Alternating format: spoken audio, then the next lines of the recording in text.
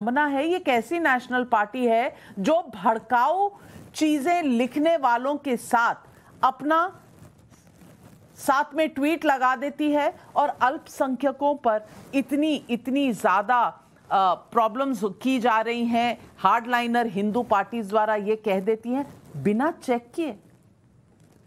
आपके प्रश्न को मैं दो भाग में डिवाइड करता हूँ। सबसे पहले आज आपको एक खुशखबरी सुना दूं, संबित भाई को भी एक खुशखबरी सुना दूं और प्रफुल्ल भाई को भी एक खुशखबरी सुना दूं कि जिस इंसान ने महाराष्ट्र में दंगे फैलाने की हिम्मत की, अनिल बोंडे, डॉक्टर संबित पात्रा बीजेपी के डॉक्टर संबित पात्रा के कलीगे, बीजेपी के एक्स मंत्री है, उन्हें महाराष्ट्र की सरकार ने, छत्रपति शिवाजी महाराज की सरकार ने अरेस्ट कर दिया है और जो दंगे फैला रहे थे वो अब जेल में है। और ये मैं सोर्सेस के थ्रू नहीं कह रहा हूं, ये मैं आपको न्यूज दे रहा हूं। तो बीजेपी का हाथ दंगाइयों के साथ, क्योंकि कमल वहीं पर खिलता है जहां कीचड़ फैलता है।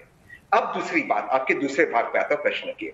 आपने राहुल गांधी पर टिप्पणी की, आपने राहुल गांधी ने ट्वीट क्यों किया त्रिपुरा को लेकर, ये प्रश्न पूछा। प्रश्न आपका वाजिब है, उसका उत्तर दे देता हूं।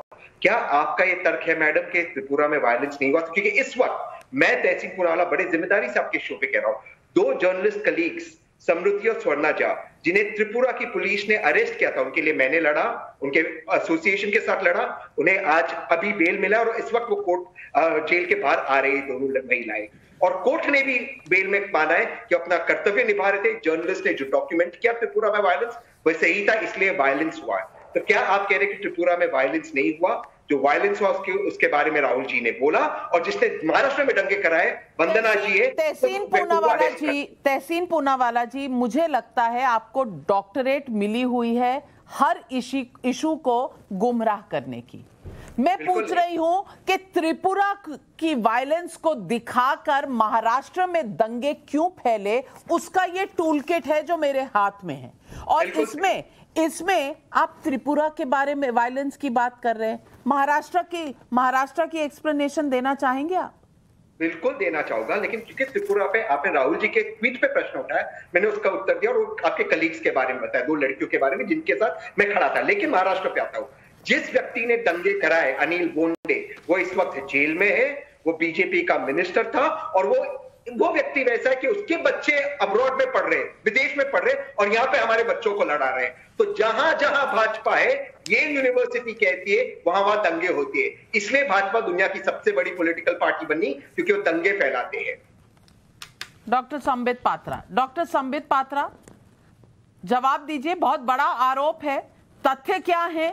वो तो तहसीन पूनावाला को कभी भी ज्यादा जरूरी नहीं लगे, लेकिन आरोप बहुत अच्छे लगाते हैं। जवाब दीजिए इनके आरोप का।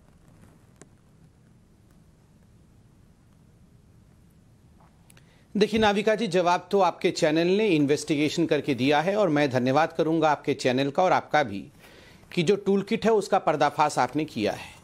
किस प्रकार से कुछ चुनिंदे लोग, जिनका नाम भी आपने लिया, चाहे वो मोहम्मद सलमान हो, जो कुछ संगठन से जुड़े हुए हैं, कहीं की तस्वीर, कहीं का नरेटिव, ये जोड़ करके एक फेक न्यूज़ क्रिएट किया, और उसके एवज में अमरावती हो, नासिक हो, नांदेड़ हो, वहाँ पर दंगे कराए गए।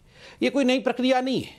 आप याद करिए 2013 के अंदर म्यांमार में मुसलमानों के ऊपर, रोहिंग्यान मुसलमान जो थे और बौद्धों के बीच में लड़ाई हो रही थी, और रिपरकशन कहाँ हो रहा था? उस समय हमारी सरकार भी नहीं थी, ना केंद्र में सरकार थी, ना महाराष्ट्र में सरकार थी। कांग्रेस की सरकार केंद्र में भी थी और महाराष्ट्र में भी थी। आजाद मैदान के अंदर 1 लाख मुसलमान इकट्ठा हुआ था, 7 लोगों की मौत हो गई, एक प्रेग्नेंट पुलिसकर्मी को मारा गया, और अमर ज्योति जवान, जो हिंदुस्तान की शान, हिंदुस्तान की आन होती है, उसे लात मार करके तोड़ दिया गया, क्योंकि म्यांमार में रोहिंग्यान और बौद्ध लड़ रहे थे, इसलिए हिंदुस्तान के अमर जवान ज्योति को तोड़ दिया गया। मुझे और ज्यादा बताने की आवश्यकता नहीं। शार्ली हेब्डो में ना तो हम कार्टूनिस्ट हैं, ना हिंदुस्तान में वो अखबार छपता है, ना हिंदुस्तान से कोई सरोकार है उस अखबार का, मगर शार्ली हेब्डो में मुंबई के अंदर हिंदुस्तान के भिन्न भिन्न जगहों पर जिस प्रकार का आतंक का माहौल रहा, वो आपने और हमने देखा है। अभी चंद दिनों पहले फ्रांस के राष्ट्रपति ने आतंकवादियों के खिलाफ कुछ कहा और आतंकवादियों पे अंकुश लगाने की बात कही, तो फ्रांस के राष्ट्रपति के तस्वीर को हैदराबाद की सड़कों पर, मुंबई के कई स्थानों में उनके सड़कों पर लगा करके उनको रौंदा गया और हिंदुस्तान के विरोध में भी नारे लगाए गए। देखिए, ये बहुत ही चौंकाने वाला विषय है, ये विषय बहुत गंभीर है। आप मुझे आश्चर्य होता है, राहुल गांधी, आपको क्या लगता है कि उन्होंने बिना सोचे समझे ट्वीट किया? राहुल गांधी, रजा एकेडमी, ये सारे लोगों की मिली भगत है, ढोंगी हिंदू।